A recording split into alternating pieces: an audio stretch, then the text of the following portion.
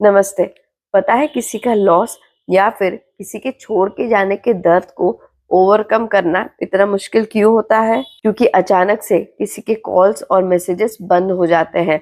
अचानक से जो टाइम एक बार भाग रहा था ना, वो टाइम धीरे चलने लगता है। अचानक से लाइफ अनसर्टेन लगने लगती है और अचानक से हमें ये रियलाइज होता है कि हमारा हैप्पीनेस, हमारी सैडनेस, हमारा हैप्पीनेस, हमारी खुशियाँ, हमारा गम ना हमसे ज्यादा किसी और पे डिपेंडेंट हो चुका था। पता है, जब भी हम किसी को खो देते हैं ना, फिर चाहे रीजन जो भी हो, चाहे डेथ हो, इमोशनल सेपरेशन हो, ब्रेकअप हो, तब उसके बाद में सबसे बड़ा प्रॉब्लम ये हो जाता है कि लाइफ तो नहीं रुकती है, पर हम अंदर से रुक जाते हैं या फिर हमारी लाइफ कंप्लीटली रुक जाती है। और तब सबसे बड़ा चैलेंज ये होता है कि हम ये सोचते रहते हैं कि अब हम हील कैसे होंगे, अब हम लाइफ में मूव ऑन कैसे करेंगे, अब हम लाइफ में उन्हें भूलेंगे कैसे। पर पता है, हीलिंग का मतलब ना भूलना नहीं होता है। हीलिंग का मतलब होता है एक्सेप्टेंस, और फिर उस सिचुएशन से कंप्लीटली अनअफेक्टेड हो जाना।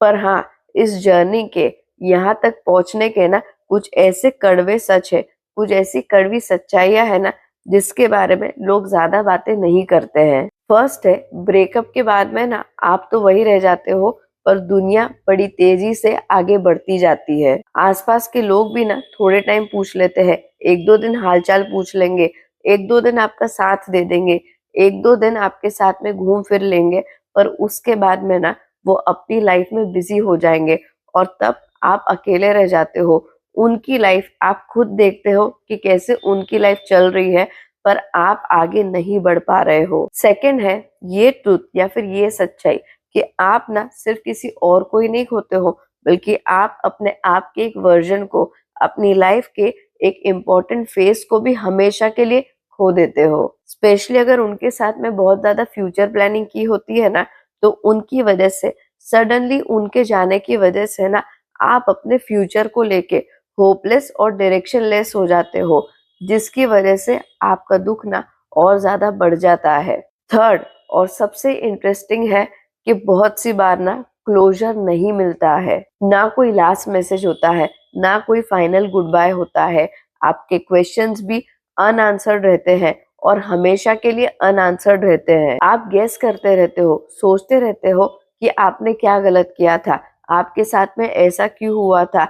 आप अपनी गलती ढूंढने की कोशिश करते हो, आप अपने आप को कसूरवार ठहराते हो, और उस टाइम पे आपको सिर्फ ऐसा लगता है कि काश एक बार सिर्फ रीजन पता चल जाए, या फिर आप ये सोचते हो कि कम से कम एक लास्ट गुड बाय हो जाता, एक लास्ट मैसेज हो जाता, या फिर एक लास्ट टाइम मिलना हो जाता, पर ये सब नहीं मिलता है। फोर्थ पॉइंट है रीबाउंड, या फिर सडनली या फिर जल्दी से दूसरा रिलेशनशिप स्टार्ट करना है ना, आपका कॉन्फिडेंस हमेशा के लिए खत्म कर देता है। क्योंकि आप अपने नए रिलेशनशिप को, अपने नए पार्टनर को पुराने रिलेशनशिप और पुराने पार्टनर से कंपेयर करते रहते हो। आप नए रिलेशनशिप को ना अच्छे से एक्सपीरियंस ही नहीं कर पाते हो, नए रिलेशनशिप को अच्छे से फील ही नहीं कर पाते हो। आप कॉन्स्टेंटली दो रिलेशनशिप के बीच में ना स्ट्रगल करने लग जाते हो, जिसकी वजह से आपका एक और रिलेशनशिप फेल हो जाता है, और उसके बाद में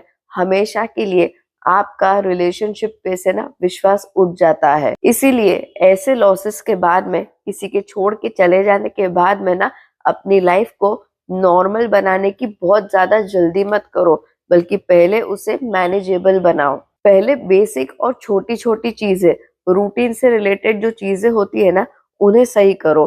सोना, खाना, काम करना, इन बेसिक चीजों पे ध्यान देना फिर से स्टार्ट करो। ये टाइम पे करना भी ना इनिशियली काफी होता है। उनकी याद जब भी आए, जो कि ऑब्वियसली आएगी ही सही, तब तब खुद को ये रिमाइंड करा कि अब आप इसके बारे में कुछ भी नहीं कर सकते हो। और ये बार बार खुद को रिमाइंड करने से ही ना आपको आपकी रियलिटी की और आपके रिलेशनशिप की एक्सेप्टेंस हो जाएगी। और वो करते करते ना कभी कभी आप ये एक्सेप्ट कर लोगे कि वो रिलेशनशिप खत्म हो चुका है, वो इंसान आपकी लाइफ से आउट हो चुका है। अब आपके लिए उस रिलेशनशिप का और उस इंसान का ना कोई मतलब नहीं है। और एक बार जिस दिन आपको एक्सेप्टेंस आ गई ना, उस दिन से आप ऑटोमेटिकली मूव ऑन करने लग जाओगे किसी के लॉस को, किसी के जाने के दर्द को ना आप ओवरकम करने लग जाओगे। Thank you for watching. जय हिंद।